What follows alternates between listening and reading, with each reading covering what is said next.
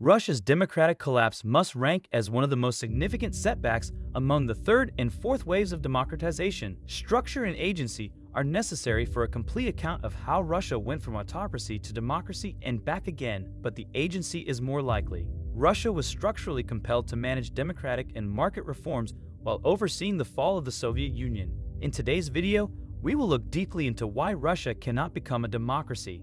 Let's dive right in. The Soviet Union's regime change was initiated by Mikhail Gorbachev rather than weakened state institutions or a collapsing command economy, suggesting that the agency of individual actors may have had a more significant impact. Following Gorbachev, Boris Yeltsin made choices that jeopardized the consolidation of democracy and, in some ways, set the stage for the eventual restoration of autocracy. Vladimir Putin, the most prominent of these, is named Yeltsin's successor. While historical legacies, unalterable cultural norms, or immovable institutions may have molded Russians, they do not imprison them indefinitely. Some Russians may have made decisions that led to autocracy in the past, but others may do so in the future. The conflict between Ukraine and Russia has brought Kyiv closer to Europe, the West, and democracy. But which course will Russia take? Is there still hope for it to transition from a growingly rigid dictatorship to a democracy? Western nations, notably Switzerland, had tremendous and probably foolish hopes that Russia would start a regulated democratization process when Dmitry Medvedev was president of Russia from May 2008 to May 2012. They expected Russia to move toward democracy and held to Medvedev's maxim, "Being free is better than not being free." But it was evident that those expectations were misplaced when demonstrations broke out in Moscow's Bolotnaya Square the day before Vladimir Putin's third inauguration as president in 2012. After gaining the presidency, Putin made various moves to strengthen the autocracy of the government. These included the assassination attempt on Kremlin critic Alexei Navalny, the gradual dismantling of what local self-government structures remained, the complete censorship of the media, the repression of so-called system liberals in the government, and finally, the aggression against Ukraine. The 2020 constitutional amendment allowed him to disregard term limits and continue in office beyond 2024. In hindsight, it is clear that these weren't merely random occurrences. Instead, Russia was actively preparing for the conflict it is currently engaged in. Russia is the only remaining authoritarian great power in Europe. In December 1991, it appeared for a brief period that Boris Yeltsin, the first president of the Russian Federation, would keep his promise to enact a popularly sovereign democracy. But he did not. Instead, he overthrew the parliament in 1993 and imposed an authoritarian constitution on the country. And he hasn't looked back since. To advance his old master's covert authoritarian goal, Vladimir Putin, Yeltsin's successor as president and former head of the secret police, systematically suppressed voting rights, political participation, and legislative independence. Even though current oppression isn't as severe as it was during the terrible Brezhnev era, it is moving toward an autocrat where the king rules without interference from a political party. On 31 December 1999, the ailing Yeltsin resigned and named Putin acting president, triggering the election to be moved forward to March 2000, which benefited the acting president's electoral prospects. The Second Chechen War, which began in the middle of 1999 and gained popularity after Chechen terrorists purportedly assaulted multiple civilian sites in September, also helped Putin's campaign for president. With all of these factors working in his favor, Putin easily won the election in 2000.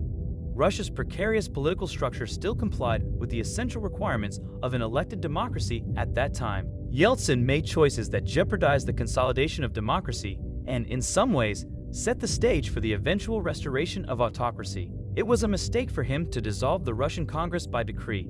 Weeks later, he was forced to employ force against elected officials.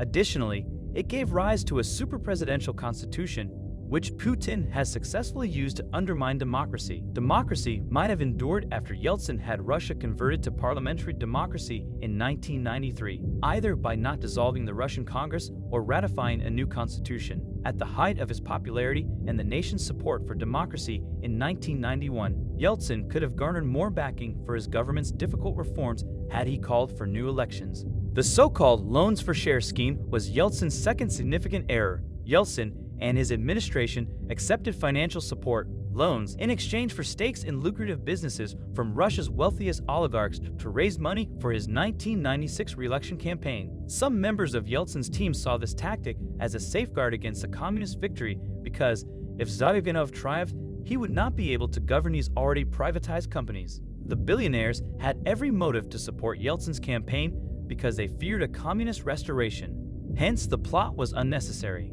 By enhancing their wealth through this insider plan, Yeltsin eroded support for democracy more broadly, damaged the reputation of market reform as a whole, and cast doubt on the validity of privatization, which many Russians associated with corruption. Yeltsin's failure to dismantle the KGB was the third mistake. Although it was divided into external and internal intelligence branches, more significant reforms were never implemented. Yeltsin gave Putin, a former KGB officer himself, a potent instrument for re-establishing tyranny after 2000 by effectively maintaining this key institution of Soviet-era repression. The most significant decision made by Yeltsin was to name Putin as his successor. At the time, neither Putin's political nor economic views nor his style of government enjoyed a groundswell of popular support. Polls conducted in August 1999 revealed that a tiny percentage of Russians were aware of him. Although Yeltsin had alternative options, he chose Putin, or at least agreed to the choice, because his inner circle believed Putin could win and would not append the status quo. By this point, Yeltsin was reportedly neither physically nor psychologically capable of making judgments. During these formative years, Russian democracy suffered a severe decline.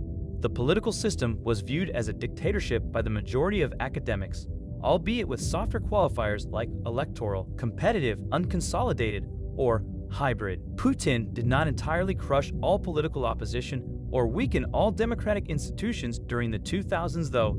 Instead, he instituted what his advisors later referred to as sovereign democracy or managed democracy. Because Putin was electable, this dictatorship permitted some pockets of pluralism.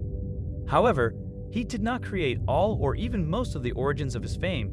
Growth had finally been sparked by the difficult partial market reforms of the 1990s, which were prolonged for several years by the sharply rising world oil and gas prices, a matter over which Putin had little control. Putin's popularity was boosted by structural economic issues, remarkably, the price of energy globally. The popularity of Nemtsov or any other Russian politician who was in the right place at the right moment in 2000 would have received the same treatment. New democracies must perform to consolidate, particularly in terms of financial results. The strong presidential constitution and the unreformed intelligence services that Putin inherited from Yeltsin's decisions were additional tools for his rollback of democracy.